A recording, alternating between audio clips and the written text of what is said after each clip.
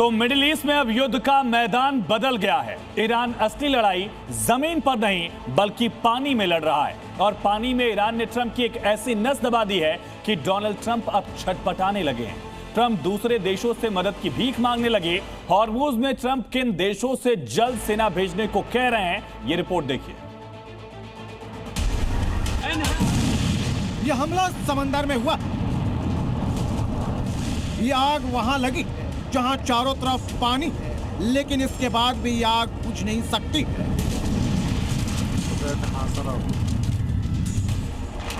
इस जहाज पर मिसाइल से हमला हुआ है और ये हमला ईरान की IRGC ने किया है।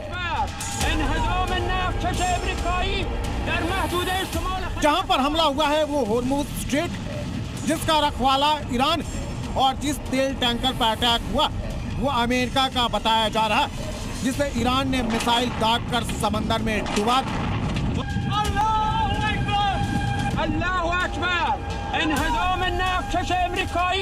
अमेरिकी तेल टैंकर ईरान की तरफ से हॉर्मुज स्ट्रेट में खींची गई लक्ष्मण रेखा को क्रॉस करने की कोशिश कर रहा है, लेकिन ईरान ने मिसाइल दागकर इसे धुआं कर दिया।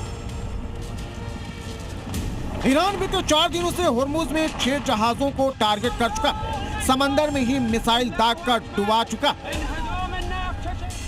हॉर्मुज स्ट्रेट को ईरान ने अमेरिका, इजराइल और उसके सहयोगी देशों के लिए बंद कर दिया है। मतलब इनके तेल टैंकर या कार्गो जहाजों की आवाजाही पर प्रतिबंध है। हालांकि कुछ देशों के लिए ईरान ने हॉर्मुज को खोल रखा है, वो भी अपने फायदे के लिए। और अमेरिकी जहाज जैसे ही हॉर्मुज को क्रॉस करने की कोशिश करते हैं, ईरानी नेवी हमला कर उसे उड़ा देती है। मिडिल ईस्ट में अब लड़ाई जमीन से ज्यादा पानी में लड़ी जा रही है और इस महायुद्ध में ट्रंप मदद की भीख मांग रहे हैं। हॉर्मुज को खोलने के लिए ट्रंप ने ईरान के 16 माइन लेयर बोट्स को उड़ाने का दावा किया, तो ईरान ने 24 घंटे के अंदर ही अमेरिका से जुड़े तेल टैंकर को उड़ाकर इसका बदला ले लिया। हॉर्मुज को लेकर डोनाल्ड ट्रंप के सारे दावे फेल हो रहे हैं। समंदर में ट्रंप की सेना हारती हुई दिख रही है। एक तरफ ट्रंप ईरान को धमका रहे हैं, कुछ भी करके हॉर्मुज को खुलवाने का दावा कर रहे हैं, तो दूसरी तरफ हॉर्मुज में जहाजों को सेफ पैसेज देने के लिए दूसरों से मदद की मांग कर रहे हैं। ट्रंप ने सोशल मीडिया पर लिखा है, दुनिया के जिन देशों को हॉर्मुज के रास्ते तेल मिलता है उन्हें ही उस रास्ते की सुरक्षा का ध्यान रखना होगा। हम इसमें उनकी मदद करेंगे।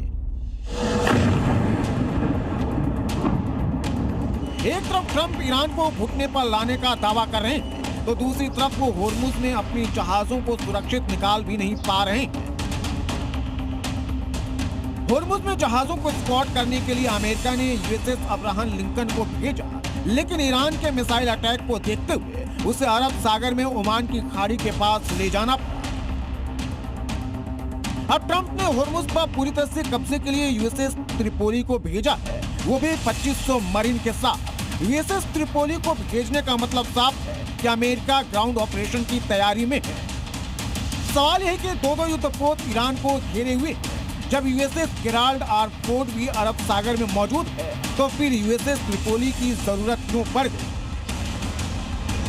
ट्रंप अब जंग से बाहर निकलने का रास्ता खोज रहे हैं, जंग को खत्म करना चाहते हैं, लेकिन अपनी शर्तों पर ईरान को घुटनों पर लाकर।